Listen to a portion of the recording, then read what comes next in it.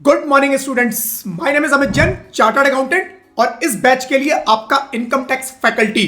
आज जो फ्रेंड्स ये वीडियो आप देखने वाले हो, ये मेरे लाइव बैच का रिकॉर्डिंग है। आपको फ्रेंड्स पता ही है, लाइव क्लास में कभी कभी कुछ एक्स्ट्रा मसाला भी रिकॉर्ड हो जाता है, लेकिन टेंशन बिल्कुल मत लेना। मैंने वो सारा मसाला, वो सब अनवांटेड पार्ट क्लीन कर दिया है। अब आपको मिलेगा सिर्फ पूरा स्टडी कंटेंट, नो बकवास, ओनली टैक्स की बात। इस बैच का फ्रेंड्स पूरा स्टडी मटेरियल डाउनलोड का लिंक आपको वीडियो के डिस्क्रिप्शन में फ्री डाउनलोड लिंक से मिल जाएगा। सजेशन बस इतना ही है कि इस वीडियो के साथ साथ मटेरियल खोल के पढ़ोगे तो डबल फायदा होगा। फ्रेंड्स ये बैच फुल्ली अपडेटेड है और आपके एग्जाम के लिए एप्लीकेबल है। So enjoy the lecture, practice regularly और एग्जाम में अपना बेस्ट देना। Friends best wishes from my side, all the very best for your studies and exam. और फ्रेंड्स याद रखो, टैक्स टफ नहीं है, बस थोड़ा रफ लगता है जब तक आप उसे अपना दोस्त नहीं बनाते। चलिए फ्रेंड्स शुरू करते हैं। ग्रेट, तो फ्रेंड्स सैलरी का अपना चैप्टर चल रहा है और आज अपनी लास्ट क्लास है सैलरी की भी और इस पूरे बैच की भी। राइट, आज फ्रेंड्स अपना बैच ये खत्म हो जाएगा। लास्ट क्लास सैलरी की कुछ छोटे छोटे टॉपिक्स रहते हैं, वो आज मैं कंप्लीट करवाऊंगा फ्रेंड्स। बट ये बैच खत्म होगा फ्रेंड्स, लेकिन इस चैनल पर आपको इस तरह की और भी वीडियोस, इस तरह की और भी लाइव क्लासेस हमेशा आगे मिलती रहेंगी। काफ़ी कुछ फ्रेंड्स मैंने प्लान किया हुआ है। ये बैच खत्म होने के बाद थोड़े दिन का ब्रेक रहेगा। उसके बाद फ्रेंड्स मैं आपको ये जो पूरा अपना बैच हुआ है, इसका एक फास्ट ट्रैक रिवीजन बैच भी करवाऊंगा, जिसके अंदर 8 से 10 क्लासेस के अंदर आपको पूरा बैच का रिवीजन, जिसमें 12-15 घंटे टोटल लगेंगे। राइट, तो आपको ये भी एक आइडिया लगेगा कि 12-15 घंटे में, मतलब एग्जाम से एक दिन पहले अगर पूरा मेरे को इनकम टैक्स रिवाइज करना है तो कैसे करना है। उसके नोट्स, उसके अलग नोट्स रहेंगे, रिवीजन नोट्स वो अलग शेयर करूंगा जब बैच स्टार्ट होगा। उसकी सारी अनाउंसमेंट इसी यूट्यूब चैनल पर आएगी। तो आप लोग अगर चाहते हैं कि वो सारी अनाउंसमेंट, वो सारी क्लासेस के नोटिफिकेशन भी आप लोगों तक पहुंचे, तो सबसे पहले तो फ्रेंड्स अगर ये क्लासेस पसंद आ रही हैं तो इस वीडियो को लाइक कर देना। चाहे रिकॉर्डिंग देख रहे हो बाद में आप, या अभी आप लाइव में हो, इस क्लास को लाइक जरूर करना, चैनल को सब्सक्राइब जरूर करना और नोटिफिकेशन बेल पे, सबसे इंपॉर्टेंट है नोटिफिकेशन बेल, आप उसको क्लिक जरूर कर देना, उस बेल को ऑन कर देना, सो दैट फ्यूचर के जो वीडियोस आएंगे या फ्यूचर के लाइव होंगे उनके नोटिफिकेशन भी फ्रेंड्स आप लोगों तक टाइम से पहुंच सके। ठीक है जी, चलो फ्रेंड्स अभी अपनी आज की क्लास शुरू करते हैं, अपनी last class, payment of income tax in connection with non monetary perquisites. Payment of income tax in connection with non monetary perquisites, section 10(10)(c). जब भी फ्रेंड्स सेक्शन 10 की बात आएगी, आप समझ जाना एग्जेम्पशन की बात चल रही है, किसी ना किसी एग्जेम्पशन की मैं बात करने वाला हूं। Section 10(10)(c). एक second friends. Right, so good morning people, good morning. Right, तो एग्जेम्पशन क्या है फ्रेंड्स? एग्जेम्पशन की बात कर रहे हैं 10(10)(c) में कि एम्प्लॉयर ने एम्प्लॉय के बिहाफ पे उसको परक्विजिट्स पे टैक्स पे कर दिया। एम्प्लॉयर एम्प्लॉय को बिहाफ पे टैक्स कब पे करेगा? क्या सिचुएशन हो सकती है फ्रेंड्स? सिचुएशन ये हो सकती है कि मान लो एम्प्लॉयर ने एम्प्लॉय को बोला कि तुम मेरे यहां जॉब करो। उसने कहा ठीक है सर जॉब करूंगा। कहां पे करनी है? वो कहता है मुंबई में करो। एक एग्जांपल ले रहा हूं, डिफरेंट सिचुएशन हो सकती है। मुंबई में उसने बोला सर घर बहुत महंगा मिलेगा, मैं तो आगरा में रहता हूं, मेरे को 5,000 रुपए में किराए पे बढ़िया घर मिल जाता है, वहां पे 50,000 में भी नहीं मिलेगा। तो उसने कहा टेंशन मत लो, एम्प्लॉयर ने बोला ये घर मैं तुम्हें दूंगा, रहने के लिए घर मेरी तरफ से। उसने दे दिया 50,000 में घर। अब इसके ऊपर मैं कैलकुलेट क्या करूंगा? RFA, rent free accommodation. Employee को ये बात समझ में आ गई कि महंगा घर तो ले लूंगा, लेकिन इसकी जो वैल्यू निकल के आएगी वो मेरी सैलरी में ऐड हो जाएगी, मेरे को उस पर टैक्स देना पड़ेगा। तो एम्प्लॉय ने फिर एम्प्लॉयर को बोला कि सर मेरी सैलरी 20% के स्लैब में चली जाती है, मैं जितना भी इस पे आप दोगे 50,000 पर मंथ, इस पे मेरे को टैक्स देना पड़ जाएगा। राइट, इस पे मेरे को टैक्स देना पड़ जाएगा। कितना? 10,000 रुपए पर मंथ। कह रहा सर आगरा में मेरे को घर मिल जाता है 5,000 में, आपके इस घर पे मेरे को 10,000 का तो टैक्स देना पड़ जाएगा गवर्नमेंट को। एम्प्लॉयर ने बोला टेंशन मत ले, ये भी मैं ही पे कर दूंगा। तो इसी की बात कर रहे हैं, एम्प्लॉयर ने एम्प्लॉय के बिहाफ पे उसको, उसके जो परक्विजिट्स थी, उसको जो बेनिफिट्स थे, उन पर जो टैक्स बनता था वो खुद पे कर दिया। एम्प्लॉयर ने बोला कि मैं पे करूंगा, तू टेंशन मत ले। राइट, तो उसी के बारे में बात कर रहे हैं। दो सिचुएशन, एक एम्प्लॉयर ने टैक्स पे किया किस पर? नॉन मॉनेटरी परक्विजिट्स, और दूसरा monetary perquisites. Monetary, not non monetary. Not monetary मतलब मॉनेटरी परक्विजिट। ठीक है, तो मॉनेटरी पर, नॉन मॉनेटरी परक्विजिट्स के लिए क्या बोला? नॉन मॉनेटरी परक्विजिट्स के लिए बोला जी देखो, good morning Jugraj, good morning. देखो एम्प्लॉयर को बोला देखो तुम इसके बिहाफ पे टैक्स पे करोगे, इसके बिहाफ पर तुम टैक्स पे करोगे, तुम्हें कोई खर्चे की डिडक्शन नहीं मिलेगी, हम मानेंगे ही नहीं, है तुम्हारा खर्चा है, तुम पे करो, बात खत्म, पीएनडल में डेबिट मत करना।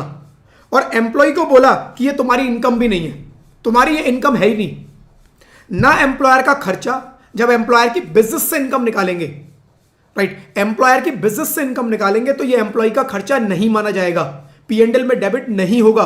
और जब एम्प्लॉय की इनकम निकालेंगे तो उसकी इनकम में ऐड नहीं होगा। Employer pay income tax on behalf of employee specifically in connection with non monetary perquisite, such payment will not be allowed to be debited. तो अगर आपके पास क्वेश्चन आए एग्जाम में, किसका, एम्प्लॉयर का, कि जिसका बिजनेस है और उसके पीएनडल में आपको एक आइटम मिल जाए कि tax paid on behalf of employee on non monetary perquisites, इतना अमाउंट, उसको पीएनडल में डेबिट मत करना इनकम टैक्स की कैलकुलेशन के लिए, ठीक है। अगर बिजनेस का आ जाए, क्योंकि ये देखो टॉपिक एक है लेकिन दो जगह टच कर रहा है, बिजनेस को भी टच कर रहा है, सैलरी को भी टच कर रहा है, डिपेंड करेगा आपके एग्जाम में कौन सी सिचुएशन आती है। तो अगर बिजनेस की आएगी तो ऐसे ट्रीट करो, अगर सैलरी वाले की आएगी तो उसकी इनकम में ऐड मत करो, ना एम्प्लॉयर के खर्चा, ना एम्प्लॉयर का खर्चा, ना एम्प्लॉय की इनकम, बात खत्म, ठीक है। लेकिन अगर ये मॉनेटरी परक्विजिट होता तो ये एम्प्लॉयर का खर्चा माना जाएगा, एम्प्लॉयर जितना भी टैक्स पे करेगा वो माना जाएगा एम्प्लॉयर का खर्चा है, राइट। मॉनेटरी परक्विजिट पे खर्चा माना जाएगा और उसके पीएनडल में डेबिट होगा। और जब उसका खर्चा माना जा रहा है तो एम्प्लॉय की इनकम भी मानी जाएगी, एम्प्लॉय की इनकम में ऐड कर दो, ये मान लो कि ये एम्प्लॉय की लायबिलिटी थी, ये एम्प्लॉय की सैलरी में ऐड कर दो, राइट। तो सिंपल। नॉन मॉनेटरी के केस में क्या बोला, नॉन मॉनेटरी के केस में बोला ना एम्प्लॉयर तुम्हारा खर्चा, ना एम्प्लॉय तुम्हारी इनकम। मॉनेटरी के केस में क्या बोला, एम्प्लॉयर तुम्हारा खर्चा माना जाएगा, एम्प्लॉय तुम्हारी इनकम मानी जाएगी, ठीक है। तो ये है सिंपल ट्रीटमेंट। इसके ऊपर फ्रेंड्स कुछ क्वेश्चन है, क्वेश्चन जरूर कर लेना, काफी सारे सैलरी के चैप्टर में क्वेश्चन है, प्लीज इनको सॉल्व जरूर कर लेना। अब कई जगह फ्रेंड्स आप लोगों ने वर्ड सुना था member of house hold, family, इसका मीनिंग क्या है। वैसे तो उस जगह मैंने बता दिया था, हर जगह जहां पर आया था वर्ड मैंने हर जगह लिखा हुआ है, हाउस होल्ड मेंबर्स का मीनिंग क्या है, फैमिली का मैंने मीनिंग क्या है, लेकिन यहां पर अलग से भी लिख दिया कि कहीं भी सैलरी के चैप्टर में अगर वर्ड आए फैमिली, वर्ड आए हाउस होल्ड, तो उसका मतलब क्या है, मेंबर ऑफ हाउस होल्ड में स्पाउस मतलब हस्बैंड वाइफ, मेरी अगर बात करें तो मेरी वाइफ, अगर कोई फीमेल है तो उसका हस्बैंड कवर होगा, चिल्ड्रन एंड देयर स्पाउस, बच्चे और उनके भी स्पाउस, बच्चे और उनके हस्बैंड वाइफ वो भी कवर होंगे, पेरेंट्स भी कवर होंगे मेरे, any person dependent on the employee, अगर मेरे ऊपर कोई और डिपेंडेंट है, कोई भी मेरे ऊपर डिपेंडेंट है, फाइनेंशियली उसकी कोई अर्निंग नहीं है, मैं ही उसकी देखरेख करता हूं, तो वो भी मेरे हाउस होल्ड में कवर होगा। और सर्वेंट, अगर मेरा कोई सर्वेंट है तो वो भी इसमें कवर होगा। ये डेफिनेशन ऑलरेडी हम पढ़ चुके हैं एक जगह, याद होगा, अगर हम लोगों ने टैक्सेबल वैल्यू निकाली थी कार के केस में, एम्प्लॉयर एम्प्लॉय को कार देता है, तो वहां हमने बात किया था कि सर्वेंट को भी अगर कार देगा तो वो एम्प्लॉय के हाथ में टैक्सेबल होगी। वहां पर हमने हाउस होल्ड की डेफिनेशन पढ़ी थी, यही डेफिनेशन थी, राइट। तो इसके अंदर स्पाउस, बच्चे और उनके स्पाउस, पेरेंट्स, कोई और मेरे ऊपर डिपेंडेंट और मेरे सर्वेंट, सब कवर हो जाएंगे। लेकिन जहां पर वर्ड फैमिली लिखा हो, फैमिली में कौन कौन, फैमिली में सब नहीं होंगे, फैमिली में केवल मेरी स्पाउस और मेरे बच्चे, राइट, स्पाउस एंड बच्चे, बच्चों की स्पाउस कवर नहीं हो रही। हाउस होल्ड में आप देखोगे चिल्ड्रन एंड देयर स्पाउस, लेकिन फैमिली में बच्चों की स्पाउस मेरी फैमिली में कवर नहीं होगी, राइट। पेरेंट्स, ब्रदर, सिस्टर, मेरे पेरेंट्स, मेरे ब्रदर, मेरे सिस्टर, अगर वो मेरे ऊपर डिपेंडेंट है, होली या पार्शियली, अगर मेरे ऊपर होली एंड मेनली मेरे ऊपर डिपेंडेंट है तो वो मेरे अंदर कवर हो जाएंगे, अदरवाइज कवर नहीं होंगे। तो फैमिली के अंदर कौन, स्पाउस, मेरे बच्चे, मेरे मदर फादर, मेरे सिस्टर ब्रदर, वो तब कवर होंगे जब मेरे ऊपर डिपेंडेंट है, ठीक है। तो ये डेफिनेशन याद रखनी है हमें, क्योंकि कई बार क्वेश्चन के अंदर क्या आता है, रिलेशन दे देते हैं कि इस रिलेशन को ये पेमेंट की गई, इस रिलेशन को ये बेनिफिट दिया गया, तो आपको ये पता होना चाहिए कि कौन कहां कवर होगा। उसकी अगर डेफिनेशन नहीं पता होगी तो मैं कंफ्यूज हो जाऊंगा, राइट। चलो जी, मीनिंग ऑफ सैलरी। अब सैलरी का मीनिंग क्या है, हम हर जगह सैलरी सैलरी सैलरी सैलरी, देखो सब पढ़ चुके हैं ये रेपिटेशन हो रहा है फ्रेंड्स। सैलरी में वेजेस, बेसिक वगैरह मेरे को पे होगी, कुछ बोनस पे होगा, कुछ कमीशन पे होगा, कुछ परक्विजिट्स सब हमने देख ली, कुछ ग्रेचुटी पे हो रही है वो भी सैलरी में, राइट। मुझे कुछ पेंशन ग्रेचुटी में लिखा है any sum money given to employee upon leaving the company typically based on their length of service, gratuity हमने पढ़ा था। पेंशन मिलती है, regular payment made to received employee based on their previous employment, pension regular payment मिलेगी job के बाद भी, वो भी सैलरी का पार्ट है, ऑलरेडी मैंने बताया था जब ये पेंशन आया था। Profit in lieu of salary, profit in lieu of salary क्या है आगे आने वाला है फ्रेंड्स, मोटा मोटा बता देता हूँ, 5 मिनट में खत्म हो जाएगा ये। Profit in lieu of salary क्या है कि रिटायरमेंट के बाद जो मुझे बेनिफिट्स मिलते हैं, रिटायरमेंट बेनिफिट्स, जैसे ग्रेचुटी मिल रही है, तो उसका जो टैक्सेबल पोर्शन है वो है profit in lieu of salary. जो मुझे पीएफ मिला राइट बाद में, उसका टैक्सेबल पोर्शन है वो चला जाएगा profit in lieu of salary. मुझे कुछ रिट्रेंचमेंट कंपनसेशन, कंपनी ने मुझे बाहर निकाल दिया राइट, रिटायरमेंट के बाद मुझे कुछ पैसा मिलता है profit in lieu of salary, तो ये सब जो रिटायरमेंट बेनिफिट्स है जो उनका टैक्सेबल पोर्शन है वो कहां जाएगा, profit in lieu of salary. हम सब कर चुके, ये सब हो चुका right. Leave salary, leave salary ये भी फ्रेंड्स, लीव सैलरी क्या होती है, लीव सैलरी ड्यूरिंग एम्प्लॉयमेंट भी मिल सकती है, आफ्टर एम्प्लॉयमेंट भी मिल सकती है राइट। तो पेमेंट कुछ भी अगर लीव सैलरी की होगी तो वो सैलरी का पार्ट होगी। लीव सैलरी मतलब मैंने छुट्टियां नहीं ली और बदले में पैसा ले लिया right. Employer contribution to recognised provident fund, employer का contribution recognised provident fund, contribution made by employer to provident fund in excess of 12%। 12% तक तो टैक्स होता ही नहीं है, 12% तक तो टैक्स ही नहीं होता, 12% के ऊपर वाला जो टैक्स हो जाता है वो भी कह रहा है सैलरी है। Amount contributed by employer to new pension scheme, contribution made by employer to new pension scheme as covered in section 80 CCD। 80 CCD याद करो फ्रेंड्स, 80 CCD में डिडक्शन मिलती है एम्प्लॉयर कॉन्ट्रीब्यूशन पे राइट, लेकिन उसमें बोला है कि डिडक्शन मिलेगी लेकिन पहले उसे इनकम में ऐड कर दो, यानी पहले उसको सैलरी मान लो। तो ये वही बोल रहा है कि वो आपकी सैलरी है, इनकम में ऐड कर दो और 80 CCD में डिडक्शन ले लो, तो नेट इंपैक्ट 0 हो जाता है। ये हमने 80 CCD जो हमने डिडक्शंस का चैप्टर किया था वहां पर बहुत डिटेल में डिस्कशन किया था इसका right. Contribution by central government to Agniveer corpus, Agniveer corpus funds government ने जो एक नई स्कीम अभी रिसेंटली चलाई, काफी उसके ऊपर इश्यूज भी हुए थे, काफी पॉलिटिकली उसके ऊपर इश्यूज हुए थे, बट गवर्नमेंट की स्कीम अभी भी चल रही है वो। तो उसमें क्या था कि यंगस्टर्स जो है वो जाके कुछ टाइम के लिए, शायद 4 साल की उनकी स्कीम है, 4 साल के लिए वो अपना इंडियन आर्मी ज्वाइन कर सकते हैं, उनकी ट्रेनिंग्स होंगी उनको सब, और बाद में उनको कुछ पैसा मिलेगा। तो ड्यूरिंग जॉब, ड्यूरिंग एम्प्लॉयमेंट उनका कुछ फंड बनेगा, अग्निवीर कॉर्पस फंड, उसके अंदर वो लोग अपनी सैलरी का एक पार्ट कंट्रीब्यूट करेंगे। और ये ऑलरेडी फ्रेंड्स हम लोग सेक्शन देख चुके हैं 80 CCH, वहां पर हमने पढ़ा था कि 80 CCH में जो भी एम्प्लॉयर कंट्रीब्यूट करेगा उसकी डिडक्शन मिलेगी, लेकिन पहले उसे इनकम में ऐड करेंगे, यानी एम्प्लॉयर कंट्रीब्यूशन पहले इनकम मान लिया जाएगा, बाद में 80 CCH में डिडक्शन मिल जाएगी राइट। ऑलरेडी पढ़ चुके हैं। तो यहां पर फ्रेंड्स ये उसी की बात कर रहा है कि 80 CCH इनकम बनेगा, सैलरी में ऐड करना है आपको, ये वही बता रहा है कि ये भी सैलरी है। तो ये सब सैलरी है friends right. Profit in lieu of salary, profit in lieu of salary अभी अभी मैंने बताया, रिटायरमेंट बेनिफिट पर जो भी मुझे मिलेगा उसका जो टैक्सेबल पोर्शन होता है, that is profit in lieu of salary. Definition, profit in lieu of salary include any amount received by employee that is not categorised under traditional salary heads. ऐसा आइटम जो ट्रेडिशनल सैलरी हेड्स कौन से होते हैं, जैसे मेरे पास basic आएगा, मेरे पास डीए आएगा, मेरे पास कमीशन आएगा, मेरे पास बोनस आएगा, मेरे पास डिफरेंट टाइप के अलाउंसेस आएंगे, मेरे पास डिफरेंट टाइप की परक्विजिट्स आएंगी, अलग अलग ये सब चीजें आएंगी राइट। तो जो चीजें इसके अंदर कवर नहीं होती, क्या, रिटायरमेंट बेनिफिट्स, जो उनका टैक्सेबल पोर्शन है, जब मैं रिटायर होऊंगा उनका जो टैक्सेबल पोर्शन है वो इसके अंदर आ रहा है टैक्स राइट।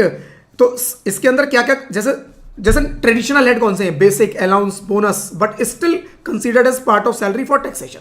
इसको सैलरी का ही पार्ट माना जाएगा जो profit in lieu of salary है, और टैक्स लगेगा इसके ऊपर right. Tax treatment, any profit received in lieu of salary subject to tax under their salaries in the employees income tax return, मतलब जो भी आएगा वो अंडर द हेड सैलरी ही टैक्सेबल होगा ठीक है। और इसके अंदर कौन कौन सी पेमेंट कवर है, देखो, taxable portion of retrenchment compensation और वॉलंटरी रिटायरमेंट, ये सब रिटायरमेंट स्कीम का पार्ट है। Taxable portion of gratuity, commuted pension, provident fund, सब रिटायरमेंट का पार्ट है, जो ऑलरेडी हमने स्टार्ट इन्हीं से किया था। हमने अपना सैलरी का चैप्टर पहली क्लास इसी से स्टार्ट की थी right. Amount received by employee under keyman insurance policy, keyman insurance policy याद होगा 3 बार डिस्कस कर चुके हैं। कीमैन इंश्योरेंस पॉलिसी पहला आया था अदर सोर्सेस, फिर बिजनेस के चैप्टर में भी इसकी बात आई, और फिर सैलरी के चैप्टर, क्योंकि 3 पार्टी इन्वॉल्व थी इसमें right. Keyman insurance policy, employer ने कोई इंपॉर्टेंट पर्सन है उसके नाम पर एक पॉलिसी ले रखी है, वो इंपॉर्टेंट पर्सन कंपनी का एम्प्लॉय था, एम्प्लॉय को कुछ पेमेंट मिली इंश्योरेंस पॉलिसी रिन्यू मैच्योर होने के बाद, राइट, तो वो पेमेंट कहां होगी? सैलरी के चैप्टर में जाएगी, उसकी इनकम मानी जाएगी सैलरी में, right. Amount received before taking off employment और after termination. Amount received before taking off employment मतलब एम्प्लॉयमेंट से पहले ही कुछ पेमेंट हो जाएगी। कुछ ऐसा होता है, कुछ ऐसा होता है। आप अगर अपनी वैल्यू उतनी बढ़ा लो, आप अपनी वैल्यू पे काम करो। मैं हमेशा लोगों को बोलता हूं फ्रेंड्स, अपनी ना वैल्यू पे काम करो। आपकी वैल्यू इतनी होनी चाहिए कि ऑर्गेनाइजेशन आपको उठाने के लिए कंपटीशन हो जाए कि ये बंदा तो मुझे चाहिए, ये बंदा मेरी कंपनी में काम करे। और उन लोगों को सैलरी ज्वाइन करने से पहले, अपनी जॉब स्टार्ट करने से पहले ही पेमेंट मिल जाती है। क्या? Joining bonus. Joining bonus normally salary join करने के बाद मिलता है, बट कुछ बोनस ऐसे हो सकते हैं, उस बंदे ने कंडीशन रख दी, मैं आपकी कंपनी ज्वाइन करूंगा लेकिन पहले मुझे इतने की पेमेंट चाहिए। और कंपनी आपको देगी, लेकिन आपको वैल्यू पे काम करना पड़ेगा। अपनी वो वैल्यू क्रिएट करनी पड़ेगी कि यस, कंपनी मेरे को कुछ भी पे करने के लिए तैयार है, राइट। तो अगर मैं किसी कंपनी को ज्वाइन करता हूं, उससे पहले ही कंपनी मुझे कुछ पे कर देती है, वो भी सैलरी में कवर होगा। दूसरा, आफ्टर टर्मिनेशन, टर्मिनेशन के बाद कुछ पे करती है। टर्मिनेशन के बाद जैसे रिट्रेंचमेंट कंपनसेशन था, या उसके अलावा कुछ और भी कंपनी मुझे पे करती है, वो भी सैलरी में कवर होगा, राइट। वो भी किसमें होगा? Profit in lieu of salary, और सैलरी में चला जाएगा। Then any other payment notified for this purpose, और कोई पेमेंट अगर नोटिफाई कर देते हैं जी ये आएगा, तो वो भी इसमें आ जाएगा, ठीक है। देन क्या है? Forgoing of salary, surrender of salary. Forgoing of salary क्या है फ्रेंड्स? आप एक कंपनी में काम करते हो, आपको कंपनी से बहुत प्यार है, और कंपनी डाउन चल रही है, बहुत ज्यादा प्रॉफिट आ नहीं रहे हैं, बंद होने के कगार पे खड़ी है। आप उन एम्प्लॉय में से हो जो कुछ भी हो जाए इस कंपनी को बंद नहीं होने देंगे। इस कंपनी ने मेरा घर चलाया है, मैं इसको बंद नहीं होने दूंगा और मैं यहीं काम करूंगा। मैं जाता हूं अपने एम्प्लॉयर के पास, सर कंपनी बहुत डाउन चल रही है, आपने मेरे बुरे वक्त में साथ दिया, मैं अब आपके बुरे वक्त में साथ दूंगा, मेरे को सैलरी नहीं चाहिए, मैं ऐसे ही काम करूंगा। ऐसे एम्प्लॉय आजकल मिलते नहीं है, लेकिन एग्जाम्पल में मिलेंगे, ठीक है, इस एग्जाम्पल में मिलेंगे। तो आपने मेरा बहुत साथ दिया, मैं अपनी सैलरी छोड़ देता हूं। एम्प्लॉयर ने कहा बहुत अच्छा, जब तक कंपनी आपकी अच्छा परफॉर्म नहीं करेगी मैं सैलरी नहीं लूंगा। इनकम टैक्स डिपार्टमेंट बीच में आ गया, कहता है आप होगे दयालु, आप छोड़ो अपनी सैलरी, हमें कोई दिक्कत नहीं है, लेकिन इस सैलरी के ऊपर जो टैक्स बनता है ना वो हमें दे देना बस। यानी कि अगर आप सैलरी सरेंडर भी कर दो, सैलरी आप फॉरगोन कर दो कि मेरे को सैलरी नहीं चाहिए, you have to pay tax, ठीक है जी, पढ़ लो। Any salary that has been earned by employee subject to income tax even if employee choose to forgo it. Employee salary छोड़ रहा है, फ्री काम कर रहा है, वो कह रहा है मैं सैलरी नहीं लूंगा, लेकिन गवर्नमेंट कह रही है हमें टैक्स दे दो, तुम सैलरी मत लो, हमारा टैक्स क्यों नुकसान क्यों कराते हो, हमें तो टैक्स दो, right. When the employee waive the salary it is considered a forfeiture once the salary is accrued, any subsequent waiver does not relieve the employee of their tax liability. Salary एक बार due हो गई, आपने उसको छोड़ दिया, हमें फर्क नहीं पड़ता, हमारा टैक्स ड्यू हो चुका, क्योंकि सैलरी तो ड्यू बेसिस पे लगती है, पेमेंट बेसिस पे नहीं लगती। आपने पेमेंट नहीं ली, हम क्या करें, ड्यू तो हो चुकी ना, टैक्स दो, ठीक है जी, चलो। और एक सरेंडर ऑफ सैलरी होता है। सरेंडर किसको? सरेंडर होगा सेंट्रल गवर्नमेंट की वॉलंटरी सरेंडर स्कीम। अगर इस स्कीम में गवर्नमेंट ने एक स्कीम चलाई कि voluntary salary, voluntary surrender scheme, आपको सैलरी नहीं चाहिए, आप सरेंडर कर दो और उस स्कीम में सरेंडर करो जाके। अगर आप उस स्कीम में सरेंडर करोगे तो हम आपसे टैक्स नहीं मांगेंगे। नॉर्मली गवर्नमेंट एम्प्लॉइज करते हैं, कौन करता है मुझे नहीं पता, राइट, कौन ऐसा महानुभाव है जो अपनी सैलरी को सरेंडर कर देता होगा, बट हो सकता है कुछ होते हो, राइट। उनके लिए ये प्रोविजन बनाया है कि ये प्रोविजन की वजह से शायद कुछ लोग कर दें कि टैक्स नहीं देना पड़ेगा, इसलिए सैलरी छोड़ दो।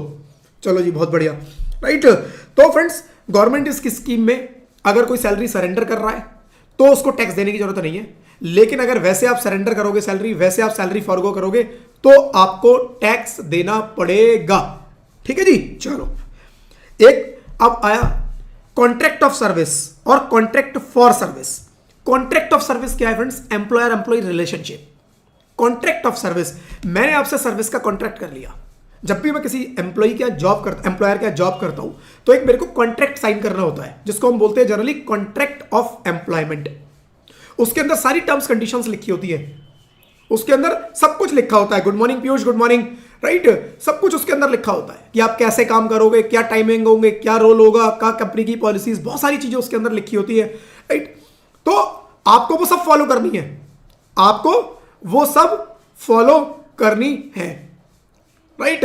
इसमें क्या होता है, इसमें आप एम्प्लॉयर के हिसाब से काम करते हो, एम्प्लॉयर के टाइमिंग होते हैं जी 9 to 5, 9 to 6, आपको वो काम करता है। एम्प्लॉयर आपको बताता है कि ये काम करना है, आपको वो काम करना है। एम्प्लॉयर आपका टाइमिंग भी डिसाइड करता है, इस टाइम आप ये काम करोगे, इस टाइम आप ये काम करोगे, इस टाइम आप ये काम करोगे, आपको उस हिसाब से काम करना है। What is this? This is contract of employment, contract of service. इसमें एम्प्लॉयर एम्प्लॉय रिलेशनशिप होता है, मेरे को एम्प्लॉयर के इंस्ट्रक्शंस के हिसाब से काम करना होता है। दूसरा होता है कॉन्ट्रैक्ट फॉर सर्विस, ये कॉन्ट्रैक्ट ऑफ सर्विस। दूसरा कॉन्ट्रैक्ट फॉर सर्विस, मैंने आपसे कॉन्ट्रैक्ट कर लिया, मैंने बोला जी क्या काम करना है जी, मेरे को काम मिल गया जी, मेरे को उनकी कुछ टैक्स रिटर्न्स फाइल करनी है, राइट। मेरे को एक काम मिल गया, टैक्स रिटर्न फाइल करनी है। मैंने कहा ठीक है, टैक्स रिटर्न फाइल करने का मैं आपकी कंपनी का 25,000 रुपए चार्ज करूंगा, 25,000 मेरी फीस, राइट। तो अब टैक्स रिटर्न कौन से सॉफ्टवेयर से होगी, कौन डिसाइड करेगा? मैं, वो एम्प्लॉयर डिसाइड नहीं करेगा। किस टाइम बैठ के करूंगा, दिन में करूंगा, रात को, वो मैं डिसाइड करूंगा। मेरे टाइमिंग काम करने के क्या होंगे, वो मैं डिसाइड करूंगा। उस बंदे को जिससे मैंने काम लिया है, राइट, उस बंदे को जिससे मैंने काम लिया है, उसको इस चीज से मतलब है काम हो जाए। कैसे हुआ, मेरी टीम में उसको कौन कर रहा है, मैं अपनी टीम में एक काम ए को दे रहा हूं या बी को दे रहा हूं, सी को दे रहा हूं, उसमें उस पर्सन को कोई लेने देना नहीं है। What is this? This is contract for service. अगर कॉन्ट्रैक्ट ऑफ सर्विस है, एम्प्लॉयर एम्प्लॉय रिलेशनशिप मानी जाएगी। कॉन्ट्रैक्ट फॉर सर्विस है, this is not employer employee relationship, this is professional contract, contract for professional work. TDS कटेगा professionals वाला 194J, section 194J TDS. और अगर contract of service है तो सेक्शन 192 सैलरी वाला टीडीएस कटेगा, राइट। दोनों कर चुके हैं, सारा टीडीएस का चैप्टर हो चुका है, राइट। तो ये फर्क मुझे समझना है कि कभी भी एग्जाम में अगर कुछ आ जाएगा कि किस तरह का कॉन्ट्रैक्ट है, अगर वो एम्प्लॉयर एम्प्लॉय रिलेशनशिप है तो सैलरी की तरह ट्रीट करना है इनकम को। अगर एम्प्लॉयर एम्प्लॉय रिलेशनशिप नहीं है तो उसको as a professional income treat करना है, as a business income treat करना है, राइट। चलो जी, फिर income chargeable under the head salary. Income chargeable under the head salary, कब इनकम चार्जेबल होगी under the head salary? Payment must be from employer employee relationship. Already हम लोग कर चुके हैं, इसको आप पढ़ लेना कि भाई एम्प्लॉयर एम्प्लॉय रिलेशनशिप एग्जिस्ट करने चाहिए। If there is no employer employee relationship, कोई सैलरी टैक्स ही नहीं होनी, फिर कुछ और होगा। क्या होगा? बिजनेस या प्रोफेशन का केस बनेगा, ठीक है। Payment received by college lecturer और फ्रॉम यूनिवर्सिटी, ये थोड़ा सा एक एडिशनल एग्जांपल डाल दिया है, राइट, कि अगर कोई कॉलेज का लेक्चरर है, कोई कॉलेज का लेक्चरर है और उसको पेमेंट रिसीव हो रही है यूनिवर्सिटी से लेक्चर देने के लिए, वो यूनिवर्सिटी जाता है, लेक्चर देता है, आ जाता है, जॉब नहीं कर रहा वहां पर, जॉब नहीं कर रहा। क्या होगा? Revolution received by college lecturer from their college is considered salary regardless of whether it is academic duties और अदर रेस्पॉन्सिबिलिटीज। कह रहा है उसको जो भी मिलेगा वो सैलरी ही मारा जाएगा, ठीक है। However if the lecture is compensated by the university for task such as setting examination paper, that payment does not qualify as salary। कह रहा है वो लेक्चरर अगर लेक्चर जाके देता है, पढ़ाता है, आ जाता है, वो तो सैलरी में काउंट होगा। लेकिन अगर उसको पेपर सेट करना है, भाई पेपर बनते हैं कौन बनाता है? प्रोफेसर्स बनाते हैं, वो लोग पेपर सेट करते हैं, पूरा क्या एग्जाम आएगा, वो पेपर सेट करने के लिए किसी को अपॉइंट किया और उसको कुछ पेमेंट किया गया। कह रहा है वहां पर वो उसकी क्या होगी? वो सैलरी नहीं मानी जाएगी। वो क्या होगी? सैलरी नहीं मानेंगे तो समझ जाना, सैलरी नहीं है तो बिजनेस प्रोफेशन जाएगा, राइट। प्रोफेशन में जाएगा या फिर अदर सोर्सेज में जाएगा, डिपेंड करेगा उसका। अगर ये रेगुलर काम है तो बिजनेस प्रोफेशन, रेगुलर नहीं है एडहॉक, कभी कभी अदर सोर्सेज, ठीक है। As it is not received from employer, instead it is taxable under the head income from other sources. Other sources में बोल रहा है, बट अगर उसका रेगुलर वर्क है तो वो बिजनेस में भी जा सकता है, प्रोफेशन में भी जा सकता है, राइट। तो वही है, बिजनेस प्रोफेशन और अदर सोर्सेज को समझने के लिए मुझे नेचर को समझना पड़ेगा, right. Additionally member of parliament state legislature is not regarded as employ.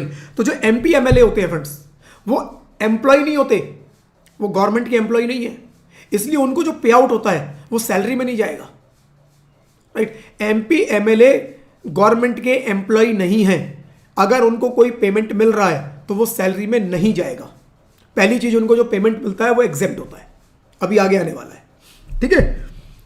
Therefore, salary and allowance they receive are not taxable under the head salaries, rather they fall under the head income from other sources। वो income from other sources में जाएगा। फिर आगे बताया, अगर MP MLA को कोई payment होती है एग्जेम्पशन दे दी सेक्शन 10 में, उनको कोई डेली अलाउंस मिलेगा, डेली अलाउंस मिल रहा है उनको, राइट। कोई भी एमपी एमएलए को डेली अलाउंस मिल रहा है एग्जेम्प्ट। कॉन्स्टिट्यूएंसी अलाउंस मिल रहा है एमपी को, या एमएलए को कोई कॉन्स्टिट्यूएंसी अलाउंस मिल रहा है, वो भी एग्जेम्प्ट है, कॉन्स्टिट्यूएंसी अलाउंस कम मिलते हैं फ्रेंड्स? अपने एरिया की देखरेख करने के लिए, उस पर खर्चा करने के लिए कुछ अलाउंसेस मिलते हैं, वो अलाउंसेस इन्होंने बोल दिया एग्जेम्प्ट। ठीक है, और आगे फ्रेंड्स अब शुरू होता है अपना, अच्छा आगे देखो काफी सारे क्वेश्चंस दे रखे हैं, ये देख लेना अपने आप। ये क्वेश्चंस मैं नहीं करवाऊंगा, ये आपके खुद के करने के लिए है, बट जितना मैंने करवाया ये क्वेश्चन आराम से सॉल्व होंगे। अब फ्रेंड्स अभी तक जितने भी हमने प्रोविजंस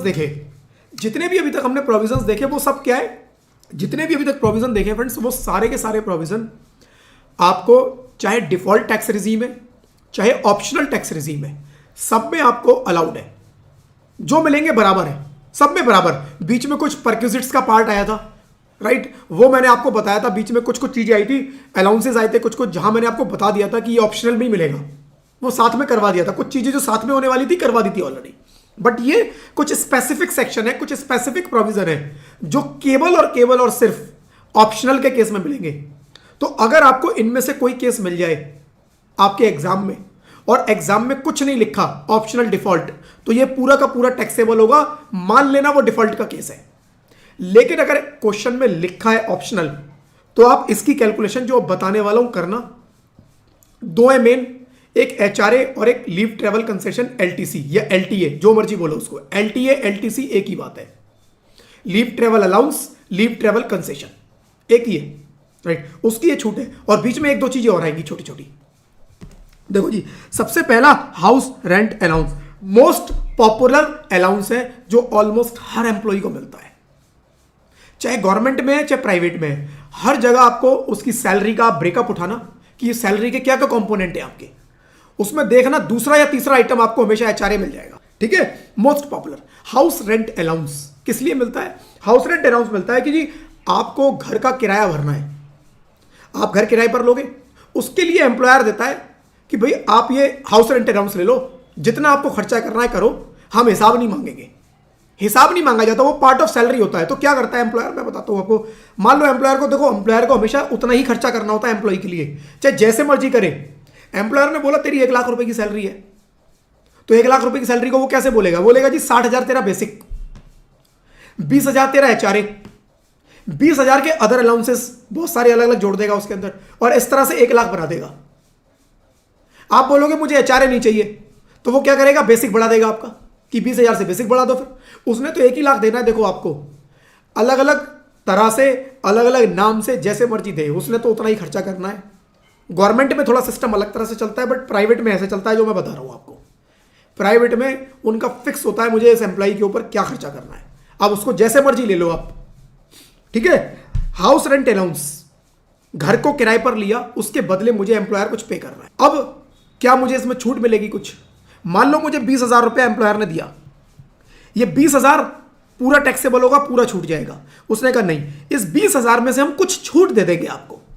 कितना कितना देंगे? ये 3 पैरामीटर पे कैलकुलेशन करो, ये 3 पैरामीटर पे कैलकुलेशन करो, और इन 3 में जो सबसे कम इनकम आएगी उतने की छूट दे देंगे।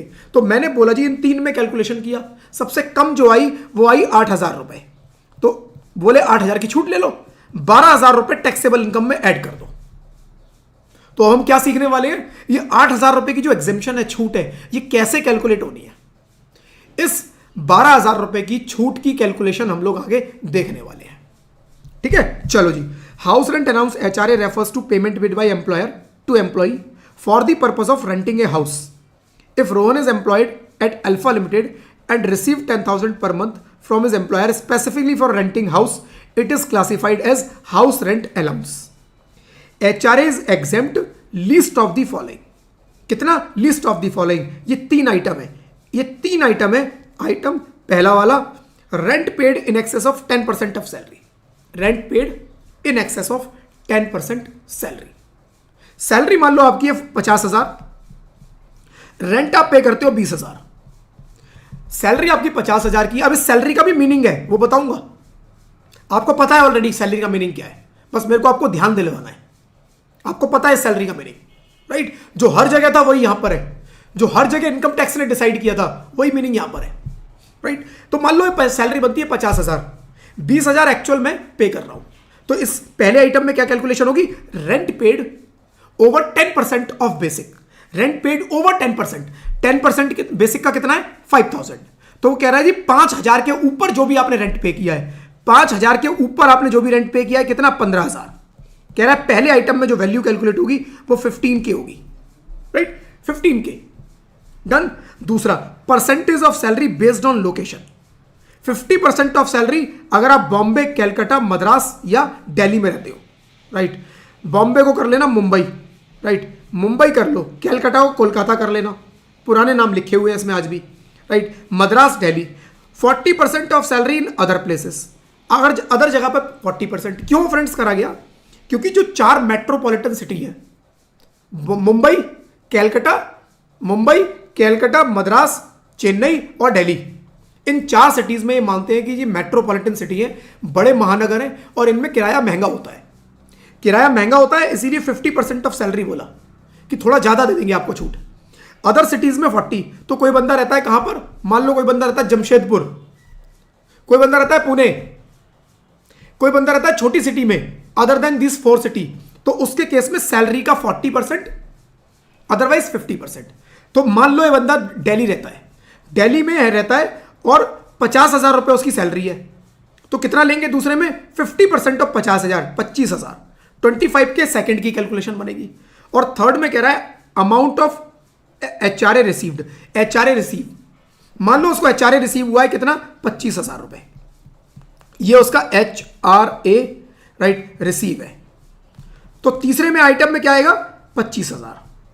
अब इन तीनों में देखो सबसे कम कौन सा है, 50, ये 15, 25, 25, 15,000। वो कह रहा है 15,000 की आपको छूट मिल जाएगी, बस 15,000 की आप छूट ले लो, राइट, 15,000 की आप छूट ले लो और बाकी पे आप टैक्स दे दो।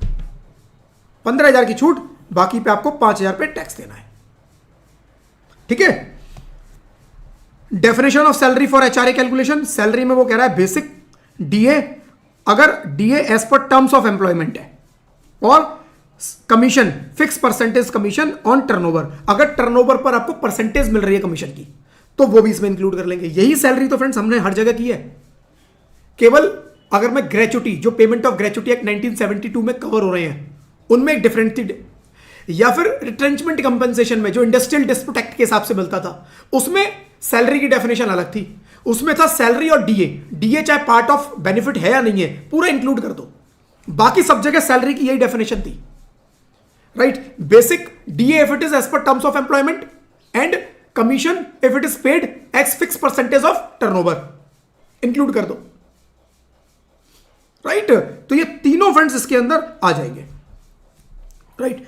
स्पेशल कंसिडरेशन क्या है, if there is any change in house rent, allowance, rent paid, retirement benefit salary और the employee place of posting, separate calculation should be made for each change. बता देता हूं, देखो ये कर लेते हैं, एक बारी देख लेते हैं वाला पॉइंट, थोड़ा सा इंपॉर्टेंट है और आने के चांसेस भी हैं। मान लो एक बंदा काम कर रहा है, 2025-26 का केस है, पूरा एग्जांपल ले लूंगा, इसमें सारी क्लैरिटी हो जाएगी जितना अब तक बताया है। मान लो उसकी फर्स्ट 6 मंथ मतलब अप्रैल 25 से लेकर अप्रैल, मई, जून, जुलाई, अगस्त, सितंबर 25 तक सैलरी थी उसकी 50,000 रुपए पर मंथ, सैलरी थी 50,000 रुपए पर मंथ, राइट। और उसके बाद उसकी अक्टूबर 25 से, राइट, अक्टूबर 25 से मार्च 26 तक उसकी सैलरी हो गई 60,000 रुपए पर मंथ, इसको 60 कर लो, राइट, 60,000 पर मंथ, ठीक है। उसको जो अब इसके आगे वो लिख देता हूं, उसको जो HRA मिल रहा था, वो HRA उसको मिल रहा था 20,000 और अब उसका HRA हो गया 25,000, राइट। और इसके अलावा रेंट पेड मान लो पहले 6 महीने में उसने रेंट पे किया है 20,000 रुपए पर मंथ और उसके बाद रेंट पे किया 30,000 रुपए पर मंथ, ठीक है। तो क्वेश्चन में ये कह रहा है कि जब भी कोई चेंज आएगा आप उसके हिसाब से हमेशा उसकी कैलकुलेशन करोगे अलग। तो यानी कि आपको पहले 6 महीने में अलग कैलकुलेशन, उसके बाद 6 महीने में अलग कैलकुलेशन करनी पड़ेगी। तो पहले 6 महीने की अगर मैं कैलकुलेशन करूं, कौन से, फर्स्ट 6 मंथ्स में क्या रहेगा फ्रेंड्स, देखो। और नॉर्मली क्या होता है, कैलकुलेशन जो होती है ना मंथली बेसिस पर होती है, हर महीने कैलकुलेट करो, लेकिन कोई बात नहीं है, 6 महीने के हिसाब से करते हैं। 50,000 रुपए पर मंथ। पहला कंडीशन क्या थी? Rent paid over 10% of basic. Rent paid over 10% of basic, तो रेंट पे किया उसने 20,000, राइट, इंटू 6 कितना हो गया? 1,20,000। Rent paid over 10% of basic 1,20,000, और 10% ऑफ बेसिक कितना है? 10% ऑफ बेसिक है 50,000 रुपए उसका रेंट है, इंटू 6 मल्टीप्लाइड बाई 10%, कितना हो गया? 50,000 इंटू 6, 3 लाख, उसका 10% 30,000। तो rent paid over 10% of basic कितना बना जी? 90,000। 90,000 रुपए कंडीशन नंबर 1। कंडीशन नंबर 2, मान लो ये बंदा रहता है मुंबई में, इसने घर मुंबई में लिया हुआ है। दूसरी condition, 50% of salary in case metropolitan city है, मुंबई, दिल्ली, चेन्नई, कोलकाता, और अदर सिटी में 40%। तो ये मुंबई में रहता है, 50% ऑफ सैलरी ले लो जी। 50% ऑफ सैलरी कितना हो गया? सैलरी थी इसकी 50,000 रुपए पर मंथ, इंटू 6, उसका 50% कितना हो गया? 1,50,000, राइट। 50,000 इंटू 6, 3 लाख, 3 लाख का 50% 1,50,000। और नंबर 3 HRA रिसीव्ड।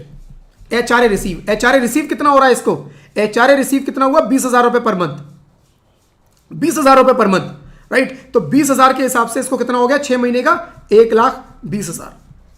तो इसमें मिनिमम अमाउंट कितना है? Minimum amount 90,000। कह रहा है इसकी छूट मिलेगी, 90,000 की से। तो एक तो पहले 6 महीने की ये एग्जेम्पशन हो गई। अब सेम कैलकुलेशन बाद के 6 महीने की करो, राइट। लास्ट 6 मंथ्स, उसमें भी पहला अमाउंट कैलकुलेट करो। पहला अमाउंट अब क्या रहेगा? देखो, 20,000 रुपए फॉर 6 महीने था पहले। अब उसका HRA कितना हो गया? HRA जो उसका है 25,000 रुपए।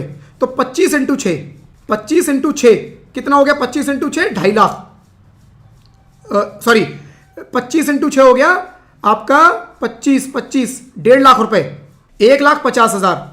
और इसके अंदर फ्रेंड्स मुझे कंपेयर किससे करना है? Rent paid over 10% of basic. तो रेंट पेड कितना हो गया? 60,000। तो अब 60,000 इंटू 6, 360, उसका 10%, 360 का 10% 36,000, राइट। 1,50,000 में से 36 हटाया, 1,14,000। 1,14,000 मेरा आइटम नंबर 1 आ गया, पहली कैलकुलेशन।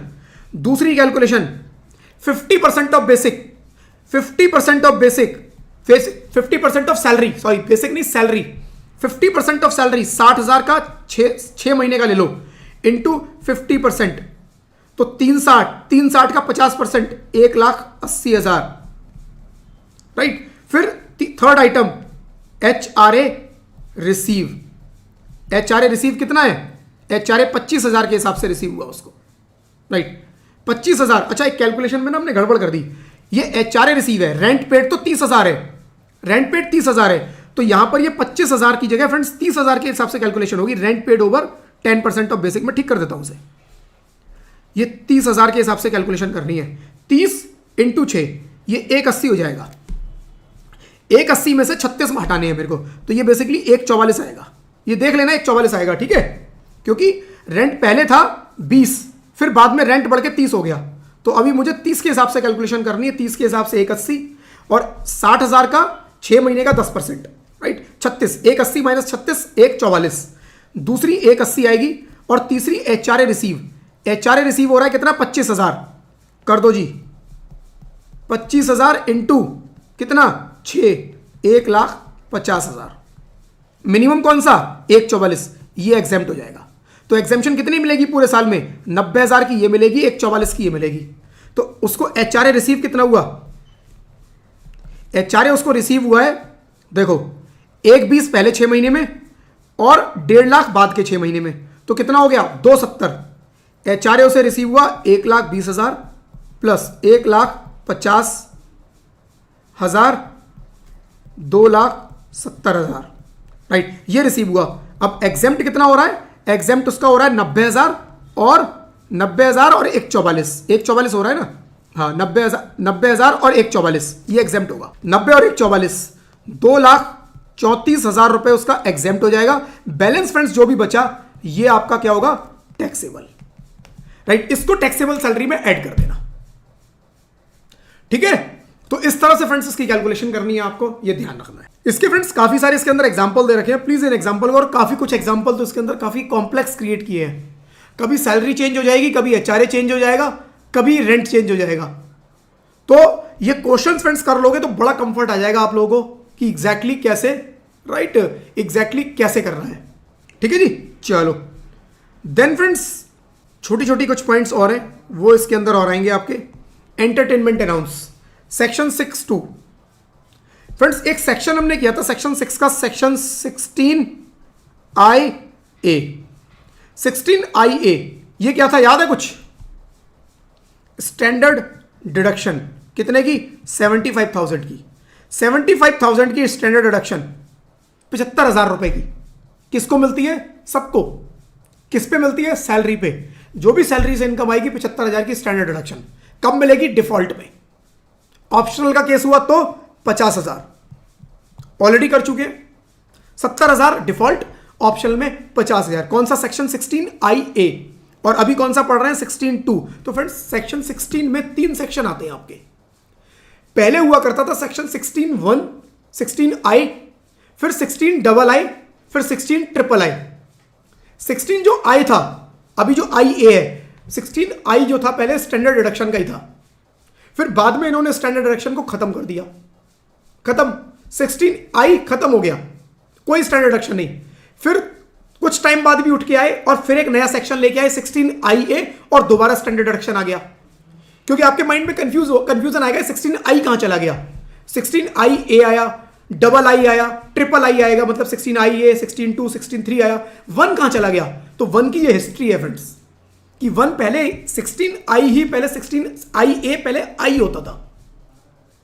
स्टैंडर्ड डिडक्शन वहीं पे होती थी, उसको खत्म कर दिया बिल्कुल। फिर उसके बाद कुछ टाइम के बाद ही फिर उठ के आए और 16IA नया सेक्शन लेकर आए स्टैंडर्ड डिडक्शन का। ठीक है, तो 16IA में आपको फ्रेंड्स स्टैंडर्ड डिडक्शन मिलती है सिर्फ 75,000 की। 16II, 16(2) भी बोल सकते हो उसको आप। इसमें आपको क्या मिलेगा? एंटरटेनमेंट अनाउंस के लिए कुछ डिडक्शन मिलेगी। सब डिडक्शन है इसके अंदर, सैलरी से डिडक्शन।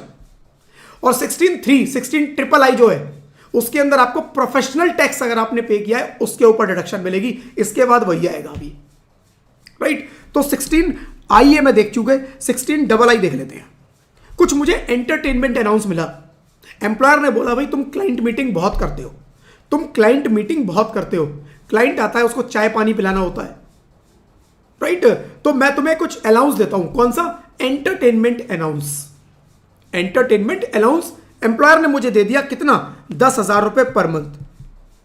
ये मेरी सैलरी में ऐड हो जाएगा, क्योंकि अभी तक फ्रेंड्स मैंने जितने भी आपको अलाउंस पढ़ाए उसके अंदर इस पर कोई एग्जेम्पशन नहीं थी।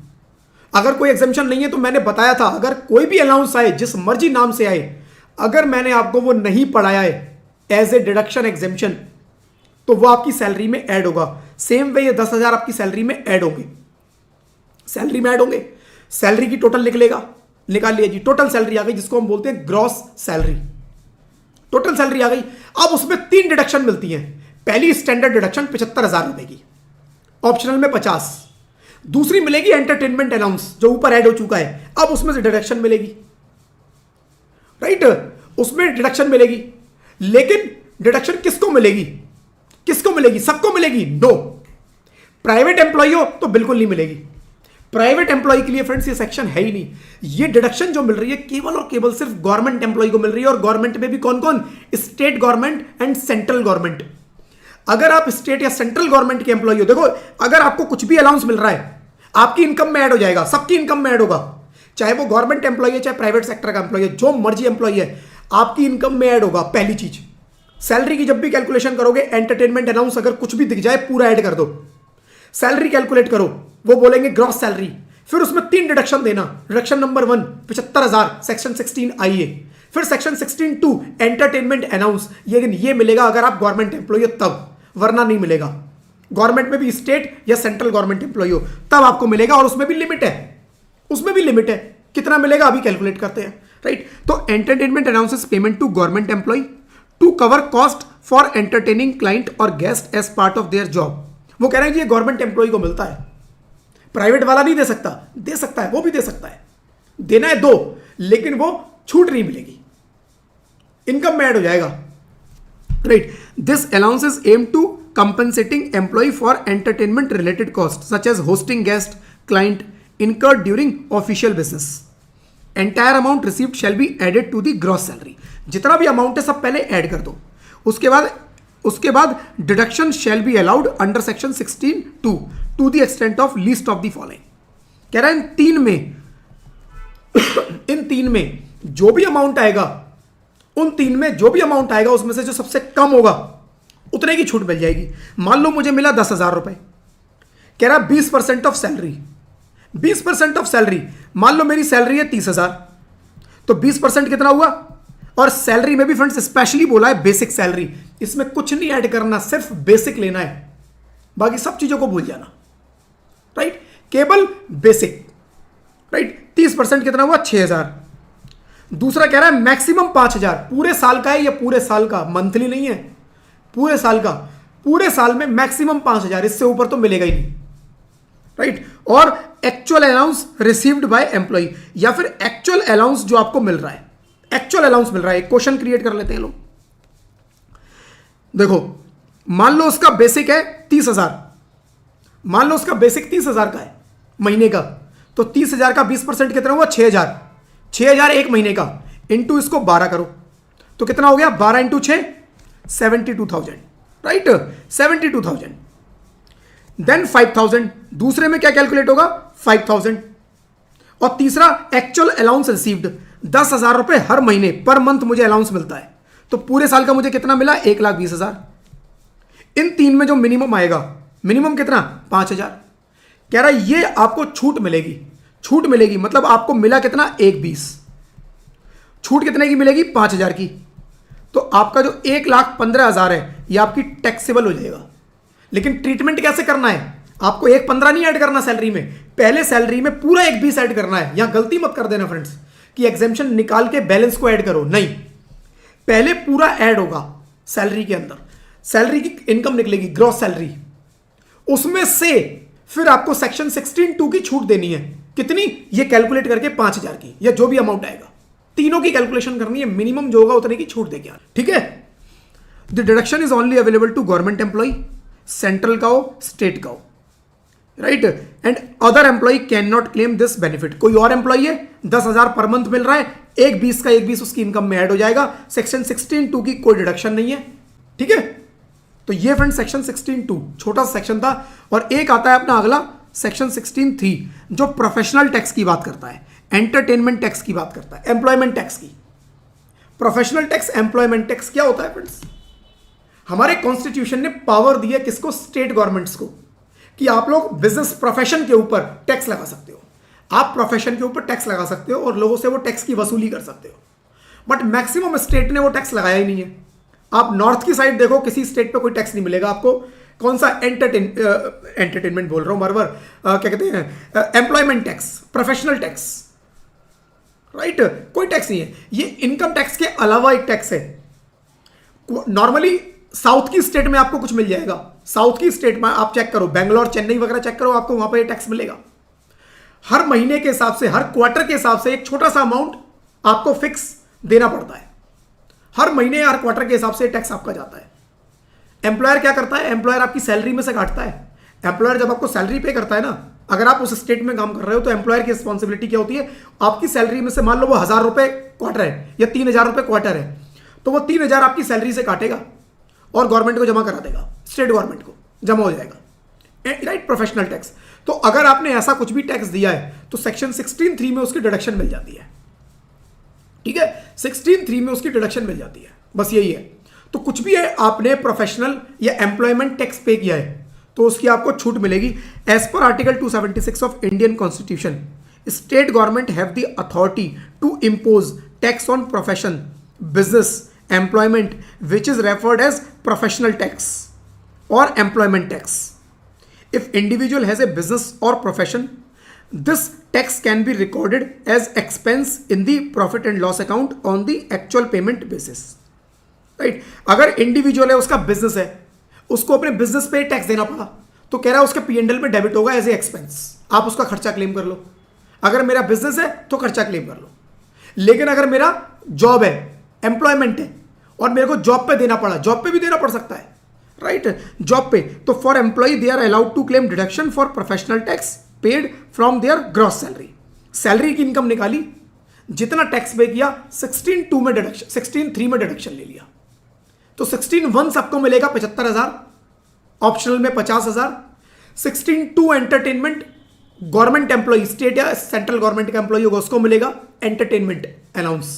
और number 3 16(3) profession tax, employment tax, ये भी सबको मिलेगा। बिजनेस पे दे रहे हो तो P&L में क्लेम कर लो, अगर जॉब पर दे रहे हो तो डिडक्शन क्लेम कर लो 16(3) में, right. If employer pay tax on behalf of employee, employer tax pay कर देता है एम्प्लॉय के बिहाफ पे। एम्प्लॉयर बोलता है भाई तू मत पे कर, तेरे 5,000 रुपए की पेमेंट है ना, मैं कर देता हूं, मैं कर देता हूं। एम्प्लॉयर ने पे कर दिया तो एम्प्लॉयर ने उसको पे किया, इनकम में ऐड कर दो, एम्प्लॉय की सैलरी में ऐड कर दो, इनकम माना जाएगा उसकी, और उसके बाद 16(3) की डिडक्शन ले लो, तो नेट इफेक्ट 0 हो जाएगा। ऊपर ऐड करना है और नीचे लेस कर देना है, बट ट्रीटमेंट ऐसा ही करना है, कभी ऐसा मत करना ना ऊपर ऐड किया ना नीचे लेस किया, क्योंकि ऊपर अगर ऐड नहीं किया तो ग्रॉस सैलरी गलत निकलेगी। ग्रॉस सैलरी तक पहुंचने के लिए उसको ऐड करना है, उसके बाद 16(3) की डिडक्शन दिखानी है, वहां से रिड्यूस करना है। कैसे मिलेगा? पेमेंट और ड्यू, पेमेंट बेसिस पर मिलेगा। आपने पेमेंट नहीं किया, ड्यू हो गया, लेकिन आपने पेमेंट नहीं किया, नो डिडक्शन। पेमेंट बेसिस पर नहीं मिलेगा, ड्यू बेसिस पर नहीं मिलेगा, पेमेंट बेसिस पर मिलेगा, right. However taxes due not paid, no deduction will be allowed. Due हो गया, पे नहीं किया, डिडक्शन नहीं मिलेगी, राइट फ्रेंड्स। तो प्रोफेशनल टैक्स जितना पे करूंगा छूट मिल जाएगी, 16(III) या 16(3) जो मर्जी बोल लो, आपको छूट मिल जाएगी। कितने की? जितना पे करोगे उतने की मिल जाएगी। लिमिट है? कोई लिमिट नहीं है, अपने मन से तो पे करोगे नहीं, गवर्नमेंट जितना मांगेगी उतनी ही पे करोगे, तो बस जितना पे किया उतने की छूट ले लो। बिजनेस है तो P&L में डेबिट कर लो, एम्प्लॉयमेंट में हो 16(3) की डिडक्शन ले लो, ठीक है। चलो जी, तो फ्रेंड्स ये क्वेश्चंस आप लोग कर लेना। एक लास्ट फ्रेंड्स अपना आज का रहता है लीव ट्रैवल कंसेशन, कई बार इसको LTC बोलते हैं, कई बार इसको LTC बोलते हैं, और कई बार आपको मिलेगा LTA, लीव ट्रैवल कंसेशन या लीव ट्रैवल अलाउंस, एक ही चीज है, जिस मर्जी नाम से आए। सेक्शन 10(5) क्या है फ्रेंड्स? देखो, एम्प्लॉय बहुत काम करता है, पूरे साल काम करता रहता है, लगा रहता है बेचारा। एम्प्लॉयर बोलता है घूम के आओ, घूम के आऊंगा तो मेरे ऊपर खर्चा करेगा। एम्प्लॉयर कह रहा है मैं खर्चा करूंगा, तुम घूम के आओ। वो कहता है सर आप मेरे ऊपर खर्चा करोगे, वापस आऊंगा मेरे को टैक्स देना पड़ जाएगा, क्योंकि जो बेनिफिट आप मुझे दोगे मेरी इनकम में ऐड हो जाएगा जाके। तो गवर्नमेंट ने बोला भाई देखो इतने निर्दयी तो हम भी नहीं है, थोड़ा बहुत घूमना फिरना तो बनता है भाई, बहुत मत घूमो। कई बार तुम्हारा एम्प्लॉयर तुम्हें बहुत घुमाता है, हम तो उस केस में कहते हैं जी तुम्हारी इनकम में ऐड कर देंगे, हमेशा थोड़ी ना करेंगे, थोड़ा बहुत तो हमें भी पता है कि भाई माइंड को फ्रेश करने के लिए, थोड़ा सा अपने आप को मूड को चेंज करने के लिए, थोड़ा सा अपने आप को एनर्जेटिक रखने के लिए थोड़ा हमें घूमना भी चाहिए, कंट्री को घूमना चाहिए, अलग अलग जगह घूमना चाहिए। तो यहां पर गवर्नमेंट एक प्रोविजन लेके आई LTC।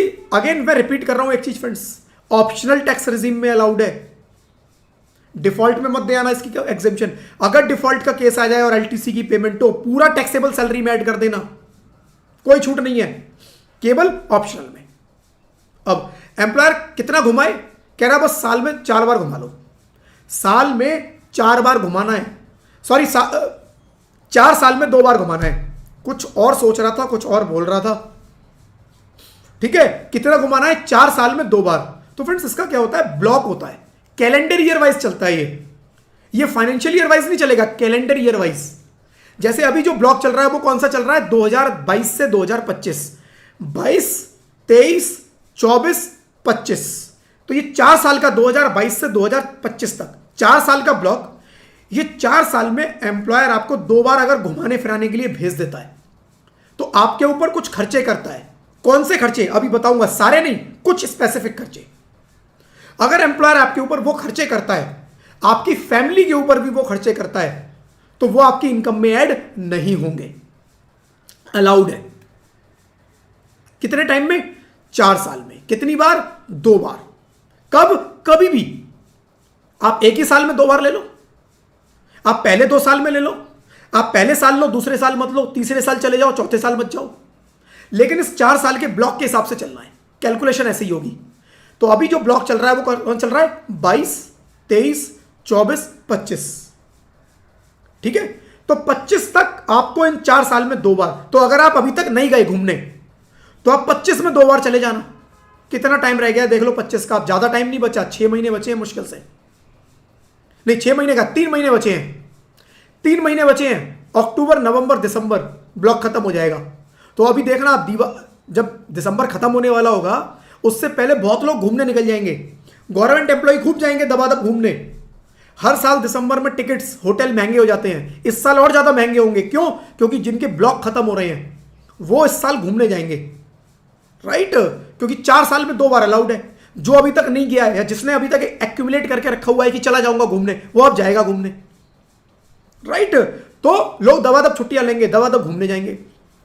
तो हमें एग्जाम के पॉइंट ऑफ व्यू से क्या समझना है कि 4 साल के ब्लॉक में 2 बार, ब्लॉक कब से शुरू हो रहा है? 2022 से 2025। 26 से दूसरा ब्लॉक शुरू हो जाएगा, वो चलेगा 26, 27, 28, 29। 4 साल का फिर ब्लॉक होगा, राइट? फिर उन 4 साल में 2 बार जा सकते हो। अब बात करेंगे कौन सा खर्चा मिलेगा? सारे खर्चे। उसने कहा नहीं, केवल आने जाने का है, केवल आने जाने का। मतलब गवर्नमेंट कितनी सियाणी है, आप देखो कि बंदे को बोल रहे हो घूम के जाओ, घूमने जाओ, एम्प्लॉयर जो खर्चा करेगा वो हम आपसे आपकी इनकम में ऐड नहीं करेंगे, आप घूम के आओ। मैंने कहा जी मैं घूम के आता हूं, कितना खर्चा अलाउड होगा? उसने कहा बस आने जाने का। उसने कहा वहां क्या गुरुद्वारे में सोऊंगा, फुटपाथ पे सोऊंगा और गुरुद्वारे में खाना खा लूं, ऐसा चलेगा? अरे बंदा भाई घूमने जा रहा है तो होटल में रुकेगा भी, जाएगा, खाना भी खाएगा, उसके भी खर्चे अलाउड कर देते हैं, उसके नहीं करे। उसने कहा ना रहने के और ना खाने के। अगर एम्प्लॉयर ने तुम्हारे वहां पर रहने के और खाने पीने के खर्चे किए तो वो तुम्हारी सैलरी में ऐड हो जाएंगे, मतलब वो खुद करो। वाह भाई वाह, ये मुझे मतलब बड़ा मजाकिया प्रोविजन लगता है। जब भी मैं पढ़ता हूं मेरा मूड अच्छा सा हो जाता है, ठीक है ना?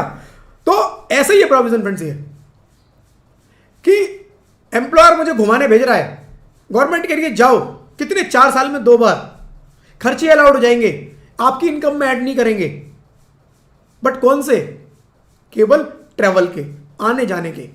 इवन अगर घर से रेलवे स्टेशन गया, घर से एयरपोर्ट गया, एयरपोर्ट से घर वापस आया, कह रहा है वो भी अलाउड नहीं है, वो भी अलाउड नहीं है। अलाउड कौन से हैं? केवल एयर टिकट, ट्रेन टिकट, बस का टिकट। आप समझना, ठीक है? तो कौन से खर्चे मिलेंगे? आने जाने के। कौन से? कितना मिलेगा? कितना? तो अगर आप बाई एयर जा रहे हो तो इकोनॉमी से जाना, फर्स्ट क्लास से मत जाना। फर्स्ट क्लास का नहीं मिलेगा, इकोनॉमी का मिलेगा। अगर बाई एयर जा रहे हो तो इकोनॉमी। मान लो आपके एम्प्लॉयर ने बोला जी ये तो एम्प्लॉय बहुत काम करता है, मैं तो फर्स्ट क्लास से भेजूंगा इसको। अब फर्स्ट क्लास का टिकट आएगा 30,000 का, इकोनॉमी का मिल रहा है 5,000 का। फर्स्ट क्लास का 30,000, इकोनॉमी का 5,000 का।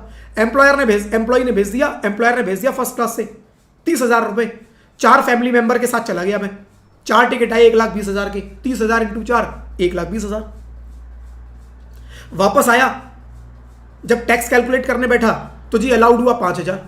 4 टिकट पे 5,000 के हिसाब से 20,000। 1,20 का खर्चा हुआ, 20 अलाउड हुआ, 1,00,000 रुपए मेरी सैलरी में ऐड हो जाएंगे। तो अलाउड कितने होंगे? इकोनॉमी क्लास वाले बस। इसके ऊपर जितना खर्चा किया सैलरी में ऐड। मान लो एयर से नहीं गया, बाय ट्रेन गया। अब मेरे को प्लेन से टिकट ट्रैवल करने में डर लगता है, मेरे को भरोसा नहीं है एयरलाइन पे, मैं तो ट्रेन से जाऊंगा, सेफ जर्नी। मैंने बोला जी ठीक है चलो ट्रेन से चलते हैं, राइट? ट्रेन से गया, कौन सा? First AC. ट्रेन से फर्स्ट एसी आप जा सकते हो, फर्स्ट एसी से कम में गए वो ले लो, फर्स्ट एसी से भी गए तो अलाउड है। क्योंकि एयर ट्रैवल इकोनॉमी और ट्रेन का फर्स्ट एसी मोटा मोटा बराबर है, थोड़ा आगे पीछे होता है बस, मोटा मोटा बराबर है। मान लो जहां आप गए वहां ट्रेन कनेक्टेड ही नहीं है। मैं तो सर ऐसी जगह जा रहा हूं जहां ट्रेन कनेक्टेड नहीं है, मैं तो सर ऐसी जगह जा रहा हूं जहां प्लेन भी नहीं जाता। तो गवर्नमेंट कह रही है भाई जाई क्यों रहे हो, जरा वहां जहां ट्रेन जाती ना वहां पर कुछ नहीं जाता। उसने कहा सर बस चलती है। उसने कहा ठीक है बस से चले जाओ, फर्स्ट क्लास से चले जाना। बस में भी वॉल्वो होती है ना, फर्स्ट बढ़िया वाली जो वॉल्वो होती है, फर्स्ट क्लास वाली वॉल्वो, कह रहा उससे चले जाना, वो अलाउड कर देंगे, तो वो खर्चा अलाउड, राइट? और अगर बस भी कनेक्टेड नहीं है तो अब बंदा सोचो जाएगा ही क्यों भाई? ना ट्रेन जाती, ना प्लेन जाता, ना वहां कोई रोड ट्रांसपोर्ट सिस्टम है, तो कैसे जाएगा बंदा? वो कह रहा सर टैक्सी करके चला जाऊंगा। उसने कहा ठीक है चले जाओ। मुझे कहा सर अलाउड कितना होगा? उसने कहा बस अब बताते हैं कितना होगा। ना वहां ट्रेन कनेक्टेड है, ना वहां बस कनेक्टेड है, ना वहां प्लेन कनेक्टेड है, तो आप कैसे जाओगे जी? टैक्सी से चले जाओ। खर्चा कितना अलाउड होगा? देखो डिस्टेंस देखो कितना है, जहां आपको जाना है डिस्टेंस कितना है। मैंने कहा सर 500 किलोमीटर है, तो 500 किलोमीटर का ट्रेन का टिकट निकालो, कितने का बनता फर्स्ट एसी का? 500 किलोमीटर का ट्रेन फर्स्ट एसी का कितना चार्ज करता है? मैंने कहा सर 7,500 रुपए। 7,500, तो बस यही अलाउड हो जाएगा तुम्हें। तरीका समझ में आ गया कि कैसे निकालनी है एग्जेम्पशन? ये छूट होगी, जितना मिलेगा इतने की छूट मिल जाएगी उसमें से। एम्प्लॉयर ने जितना मेरे ऊपर खर्चा किया उसमें से अगर मैं बाय एयर गया तो इकोनॉमी एयर अलाउड हो जाएगा, अगर मैं बाय ट्रेन गया तो फर्स्ट एसी, अगर मैं बाय बस गया तो फर्स्ट क्लास बस का टिकट। इन तीनों में से किसी से भी नहीं गया, किसी और ही मोड से गया, ये तीनों थे ही नहीं वहां पर, किसी और मोड से गया, तो कह रहा है फिर फर्स्ट एसी का ट्रेन का किराया देखना, उस डिस्टेंस के हिसाब से कितना बनता है। अब आपको चार्ट नहीं लेके जाना एग्जाम में, चार्ट याद नहीं करना, ट्रेन का कितना किराया कि जी 100 किलोमीटर इतना याद करने लग जाओ। अगर ये क्वेश्चन आया तो आपके एग्जाम में क्वेश्चन में दिया होगा कि इतने डिस्टेंस का ट्रेन का इतना किराया होता है, बस आप उतना ही उठा लेना। ठीक है, तो ये फ्रेंड्स ध्यान रखना है आपको। ये सारा प्रोविजन हो गया। 4 साल में कितना? 2 बार। मैंने 4 साल में एक ही बार लिया, एक बार रह गया, तो अगले साल कैरी फॉरवर्ड हो जाएगा, अगले 4 साल में फिर कैरी फॉरवर्ड हो जाएगा। मतलब अगले 4 साल में 2 बार तो वो, एक बार इस बार का, 3 बार ले लेना।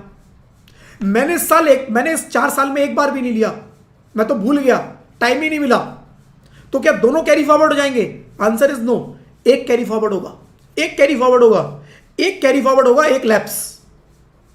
तो जिन जिन की लैप्स हो रहे हैं इस दिसंबर में, सब घूमने निकल जाएंगे, देखना। तभी मैं कह रहा था इस बार दिसंबर में टिकट ज्यादा महंगे होंगे।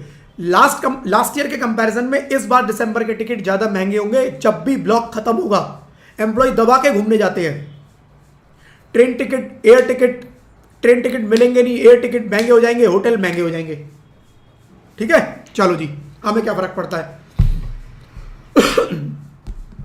चलो, right. Leave travel concession, LTC, known as leave fare concession, benefit where the employer permit employee and their family. Employer permit their employee and their family. Family का मतलब जो फैमिली की डेफिनेशन में कवर है, स्पाउस, बच्चे, और अगर मेरे पेरेंट्स या सिस्टर ब्रदर मेरे ऊपर डिपेंडेंट है फाइनेंशियली, तो वो भी सब इसमें कवर हो जाएंगे। To any place within India. Within India जाना है, आउटसाइड इंडिया नहीं जाना। राइट, विद इन इंडिया जाना है, आउटसाइड इंडिया नहीं जाना है। कभी निकल जाओ थाईलैंड घूमने, कोई नहीं जाएगा। ठीक है, गोवा तक लिमिटेड, बस गोवा घूम के आ सकते हो।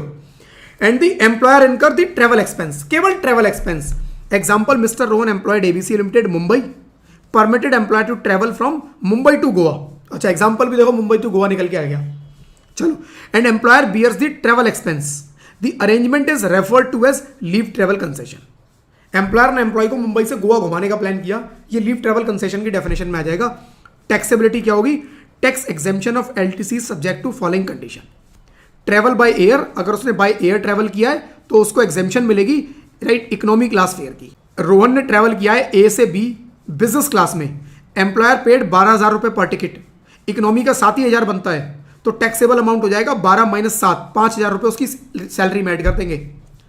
Travel by rail, employee has not travelled by air, exemption is allowed up to the first class AC fare of railway, first class AC। Rohan ने ट्रेवल किया place A to place B by first class AC, employer ने pay किया 6,000 रुपये पर ticket, entire amount exempt हो जाएगा।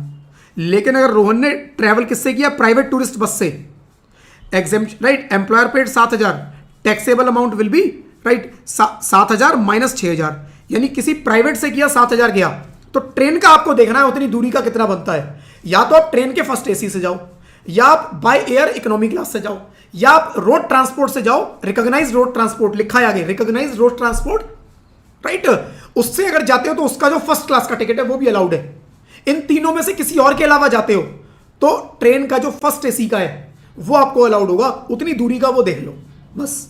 तो यहां पर वही कह रहा है, कोई प्राइवेट टूरिस्ट बस से किया उसने, ये अलाउड नहीं है, तो फिर हम ट्रेन का देखेंगे। If rail connection is unavailable, अगर रेल का कनेक्शन ही अवेलेबल नहीं है, if there is no rail connection but recognised transport system, recognised transport available है, तो कोई गवर्नमेंट का और गवर्नमेंट रिकॉग्नाइज्ड प्राइवेट ट्रांसपोर्ट, पहली चीज तो गवर्नमेंट का किराया, अगर गवर्नमेंट की बस है, मेरे को नहीं लगता उनकी हालत ऐसी है कि वहां पर बंदा घूमने के लिए जाएगा। अगर आप किसी लेजर किसी अच्छे ट्रिप पे जा रहे हो तो आप गवर्नमेंट की बस नॉर्मली अवॉइड ही करते हो, लेकिन इन्होंने प्रोविजन डाल रखा है कि गवर्नमेंट की बस में ट्रेवल करो या कोई रिकॉग्नाइज्ड ट्रांसपोर्ट में, राइट।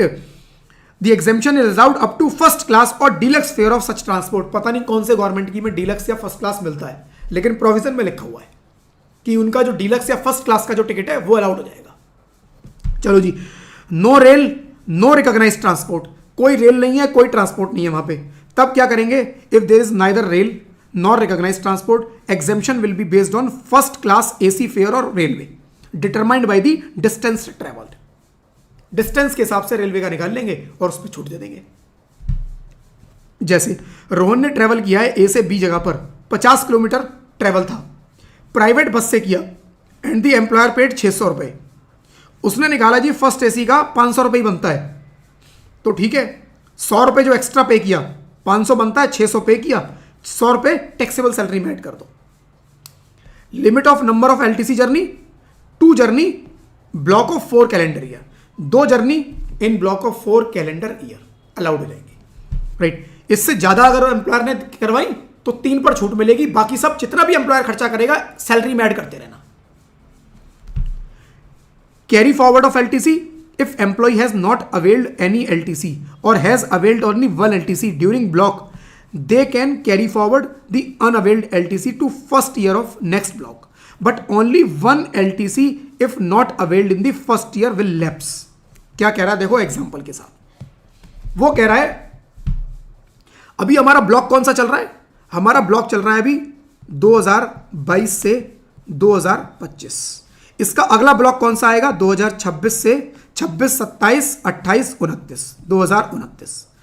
अभी ये करंट है और ये नेक्स्ट ब्लॉक चालू होगा दिसंबर 25 के बाद, ये अगला ब्लॉक शुरू हो जाएगा। मान लो इस ब्लॉक में मेरे 2 एलटीसी लेने का था, मैंने एक भी नहीं लिया, तो क्या मैं कैरी फॉरवर्ड कर सकता हूं? Answer is yes, 1 LTC carry forward कर सकता। या तो एक इसी साल में ले लो, एक कैरी फॉरवर्ड कर लो, एक भी नहीं लोगे तो कैरी फॉरवर्ड एक होगी, एक जो है लैप्स हो जाएगी, खत्म, बेनिफिट खत्म आपका, ठीक है। अब बात करते हैं 26-29। 26-29 में एक एलटीसी कैरी फॉरवर्ड हो गई पिछली, और 2 इस बार की भी हैं, 2 इस बार की भी, यानी इस ब्लॉक में मैं 3 बार ले सकता हूं, एक पिछली और एक 2 अगले साल की, 2 अगले 4 साल की ब्लॉक की 3 बार ले सकता हूं। तो अब बात मैं कर रहा हूं फ्रेंड्स इस एलटीसी की जो कैरी फॉरवर्ड हो गया है, ये पुरानी, इसको क्या मैं 4 साल में कभी भी ले लूं? आंसर इज नो, 4 साल में कभी भी नहीं, इसको पहले साल में ही ले लेना है। पहला साल मतलब 2026, इस ब्लॉक का जो पहला साल है, ये जो कैरी फॉरवर्ड हो गया ये इसी में ले लेना, इसको ज्यादा कैरी फॉरवर्ड नहीं करना है। बस आप किसी वजह से नहीं ले पाए थे तो हमने 1 साल के लिए कैरी फॉरवर्ड करवा दी, पूरे ब्लॉक में कैरी फॉरवर्ड नहीं होगी, केवल 1 साल के लिए। यानी पुरानी कोई एलटीसी आगे आई 26-29 में ले सकते हो, 26-29 में आपके पास 3 हो जाएंगी, लेकिन जो ये पहली वाली है जो कैरी फॉरवर्ड होकर आई है उसको 2026 में, जनवरी 2026 से दिसंबर 2026 के बीच में ले लेना, अदरवाइज ये लैप्स हो जाएगी, ठीक है। और ये दो है वो आप जनवरी 26 से दिसंबर 29 तक जब मर्जी लो, ये तो इसी ब्लॉक की है, राइट। तो यही बोल रहा है कि जो एलटीसी है वो 4 साल में 2 बार अलाउड है, किसी वजह से नहीं ली तो एक आप कैरी फॉरवर्ड कर सकते हो। जो आपने कैरी फॉरवर्ड की यानी इस साल जो ब्रॉड फॉरवर्ड हो गया आई, वो मैं पहले साल में, ब्लॉक के पहले साल में मुझे ले लेनी है। ब्लॉक के पहले साल में भी नहीं ले पाया अगर उसको, जो कैरी फॉरवर्ड होके आई वो फिर लैप्स हो जाएगी, खत्म, ठीक है। चलो जी, example, if employer does not avail any LTC during 22-25 but avails LTC in 26, they are eligible for the exemption. They can also avail 2 more LTC in the future in same block. तो 26-29 में 2 उन्हें और मिल जाएंगी, एक additional जो पिछले साल की कैरी फॉरवर्ड हो गई बट वो पहले साल में ले लेनी है। अब यहां पर फैमिली की definition, for the purpose of LTC family spouse children, exemption is allowed up to 2 children. कह रहा है 2 ही चिल्ड्रन के लिए मिलेगी, बहुत ज्यादा बच्चे हैं नहीं मिलेंगी, राइट। 2 बच्चों तक का छूट ले लेना और स्पाउस के लिए मिल जाएगी। और डिपेंडेंट पेरेंट ब्रदर सिस्टर जो मैंने अभी बताया। तो बेसिकली फैमिली की डेफिनेशन जो हमने पढ़ी थी वही है, बस यहां पर बोल रहा है 2 बच्चे, 2 से ज्यादा नहीं। 3 बच्चे हैं, 3 को ले गए, एम्प्लॉयर ने 3 के ऊपर खर्चा किया, तो जो तीसरा बच्चा है उसके ऊपर जितना भी खर्चा हुआ, मान लो 25,000 के टिकट उसके आने जाने के, कह रहा है वो आपकी सैलरी में ऐड हो जाएंगे, ठीक है। और डिपेंडेंट पेरेंट्स, ब्रदर सिस्टर, इनको भी घुमाने ले जाओगे, लेकिन वो मेरे ऊपर डिपेंडेंट है भाई, वो मेरे ऊपर डिपेंडेंट है।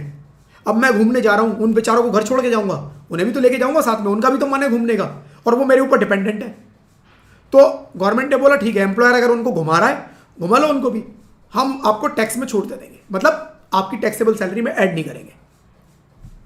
कुछ additional points, if employer provide LTC but the employee does not travel, employer ने एम्प्लॉय को एलटीसी प्रोवाइड किया, क्या उसने बोला जी ये ले 50,000 रुपए, घूम के आ, वो घूम के ही नहीं आया, उसने पॉकेट में रख लिए।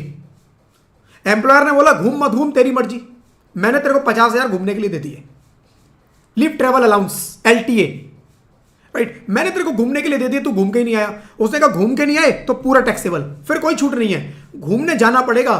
गवर्नमेंट कह रही है हम इसीलिए आपको छूट दे रहे हैं कि भाई इंडिया देखो, थोड़ा घूमो फिरो, जगह जगह देखो, थोड़ा माइंड को फ्रेश करके आओ, घूम के आओगे थोड़ा एनर्जी आएगी तुम्हारे अंदर, फिर दोबारा अच्छे से काम करोगे। लेकिन तुम घूमने नहीं जाना चाह रहे तो तुम तो सेविंग पे आ गए, सेविंग कर रहे हो तो टैक्स भी दो, ठीक है, तो पूरे पे टैक्स लगेगा। Exemption is allowed only for travel fare, केवल ट्रैवल के लिए मिलेगा, ऑलरेडी हमने देख लिया। Expense such as conveyance from home to railway station, airport, bus stand, vice versa are taxable. कह रहा बाकी जितने भी खर्चे हैं सब टैक्सेबल, खाने पीने रहने के सब खर्चे टैक्सेबल, केवल क्या air economy ticket, by train first class, by road transport first class ticket, या फिर कोई और ट्रांसपोर्ट, अगर इन तीनों में से कोई भी नहीं है, किसी और मोड से किया तो उस डिस्टेंस का, जितने डिस्टेंस पे गए, एयर ट्रेवल का, वो ट्रेन का फर्स्ट क्लास का खर्चा निकाल लो कितना बनता है, वो अलाउड हो जाएगा। और एक last line, exemption is allowed for the shortest route, shortest route, shortest root मतलब मैं रहता हूं मुंबई, मैंने घूमने का प्लान किया गोवा, कि मैं गोवा घूमने जाऊंगा, मैंने कहा सर मैं गोवा घूमने जाऊंगा, उसने कहा जाओ, उसने कहा सर गोवा ऐसे नहीं जाऊंगा, मैं देखो ऐसे जाऊंगा, पहले मैं जाऊंगा दिल्ली, फिर मैं दिल्ली से निकल जाऊंगा देहरादून, फिर मैं देहरादून से निकल जाऊंगा आगे, बहुत लंबा ट्रिप मारूंगा मैं, फिर केरला, राइट, फिर मैं केरला, और केरला से होते हुए फिर मैं गोवा पहुंचूंगा। तो क्या सारा ट्रेवल मिल जाएगा, सारा ट्रेवल, सबके एयर टिकट क्लेम कर लूं? उसने कहा नहीं, shortest route, shortest route Mumbai to Goa का जो शॉर्टेस्ट रूट है उसका जो किराया बनता है बस उतना मिलेगा। यह मत पड़ना ऐसे चक्कर में कि पूरे हिंदुस्तान को घूमते फिरते अब मैं गोवा पहुंचा, आपने बोला था जी इकोनॉमी फेयर अलाउड हो जाएगा, हो सकता है आपका एम्प्लॉयर अलाउड कर दे, एम्प्लॉयर का आप बहुत काम के एम्प्लॉई हो, वो कह दे कि ठीक है ऐसे घूम ले, मैं तेरा दिल्ली का टिकट भी स्पॉन्सर कर दूंगा, मैं तेरा दिल्ली से आगे देहरादून का टिकट भी, देहरादून से आगे केरला का टिकट भी, और केरला के आगे गोवा का टिकट भी मैं स्पॉन्सर करूंगा। एम्प्लॉयर दे देगा, एम्प्लॉयर ने आपके ऊपर 1 लाख रुपए का टिकट पे खर्चा कर दिया, लेकिन मुंबई से गोवा का केवल 5,000 रुपए का टिकट बनता है, तो गवर्नमेंट कहती है एम्प्लॉयर खर्चा कर रहा है, बहुत बढ़िया बात है, एम्प्लॉयर ने 1 लाख का आपके ऊपर खर्चा कर दिया, हमें कोई दिक्कत नहीं, करो, लेकिन टैक्स की छूट 5,000 की मिलेगी, यानी कि 1 लाख माइनस 5,000 कितना हुआ, 95,000, ये आपकी टैक्सेबल सैलरी में ऐड हो जाएगा, right. Yes Piyush, this class is applicable for जून 26। तो कोई भी एम्प्लॉयर खर्चा कर रहा है आपके ऊपर ट्रैवल के ऊपर, तो इस तरह से आपको खर्चे अलाउड होंगे, राइट। जितनी भी अपनी क्लासेस हुई हैं, अपने ये भी चैप्टर खत्म हो गया फ्रेंड्स, खत्म हो गया, ये लास्ट पॉइंट था मेरा। अभी आपकी कुछ क्वेरी तो आप वो पूछ लेना। पीयूष की एक क्वेरी आई है, मैं थोड़ा बता देता हूँ, और भी लोगों की हो सकती है माइंड में, ये क्लास किसके लिए एप्लीकेबल है। ऑलरेडी वैसे तो जब आप मेरी क्लास शुरू करते हो स्टार्टिंग में एक थंबनेल आता है, उस पर बड़ा क्लियर मोटा मोटा लिखा हुआ है, ये क्लास उन सब के लिए एप्लीकेबल है जिनके भी एग्जाम अप्रैल 2026 या उसके बाद होने वाले हैं। अप्रैल 2026 या उसके बाद आपका CA CMA CWA, CA CMA CS कोई भी एग्जाम होगा उन सब के लिए एप्लीकेबल होगा। अप्रैल 2026 के बाद मार्च 2027 तक, इसके बीच में आपका जो भी एग्जाम होगा उन सब पे ये क्लास एप्लीकेबल है। ये बैच उन्हीं लोगों के लिए है जिनके भी एग्जाम मार्च 2026 या उससे पहले होने हैं, उनके ऊपर नहीं है, राइट, उनके ऊपर नहीं एप्लीकेबल है। तो जो भी नेक्स्ट ईयर की अमेंडमेंट्स हैं वो मैंने इसमें इंक्लूड कर दी है, ऑलरेडी सब इंक्लूडेड है इसके अंदर। और कोई डाउट पूछ लो, अदरवाइज फ्रेंड्स आज की क्लास खत्म होती है और ये बैच भी अपना खत्म होता है। होप फ्रेंड्स आप लोगों ने इस बैच को एंजॉय किया होगा। आई होप फ्रेंड्स कहीं ना कहीं आपकी स्टडी में मैं कुछ ना कुछ थोड़ा बहुत कंट्रीब्यूट कर पाया हूँगा, आप लोग क्लासेस पसंद आई होगी। अगर क्लासेस पसंद आई है तो इस वीडियो को लाइक जरूर करना। अगर आप रिकॉर्डिंग देख रहे हो बाद में तो रिकॉर्डिंग को भी आप लोग लाइक कर सकते हैं। चैनल को सब्सक्राइब जरूर करना, नोटिफिकेशन बेल पे भी क्लिक करना, क्योंकि फ्यूचर में जो रिवीजन क्लासेस, फ्यूचर के जो और बैच होंगे, नया इनकम टैक्स एक्ट आएगा, वो अगर कभी भी आपके ऊपर एप्लीकेबल होगा, उसके ऊपर मैं क्लासेस ऑर्गेनाइज करूंगा, तो वो नोटिफिकेशन आप लोगों तक पहले पहुंचे, टाइम से पहुंचे। उसके लिए अगर आपने चैनल को सब्सक्राइब किया होगा, नोटिफिकेशन बेल पे क्लिक किया होगा, तभी वो पॉसिबल होगा। अदरवाइज आप लोगों तक मैं क्लासेस करूंगा, वो नोटिफिकेशन नहीं पहुंच पाएंगे। राइट फ्रेंड्स, तो अगर कुछ डाउट है यू कैन आस्क। सारी रिकॉर्डिंग यूट्यूब पर अवेलेबल रहेगी। प्लीज स्टार्टिंग से लेकर एंड तक, बीच बीच में से मत करना। बीच बीच में से क्या होता है, बीच बीच में कुछ कुछ प्रोविजन आते हैं, पुराने प्रोविजंस का रेफरेंस आता है, फिर वो कनेक्टिविटी नहीं बन पाती। हमेशा हम डिसकनेक्टेड रहते हैं, हमेशा हमें लगता है अच्छा ये कैसे आया, ये कैसे कैलकुलेट होगा, ये कैसे कैलकुलेट, वो सबके मैंने सिक्वेंशियली इसीलिए एकदम एक तरफ से कवर किया है कि आपको कोई डाउट ना रहे। राइट, चलिए friends, thank you friends, thank you, bye bye.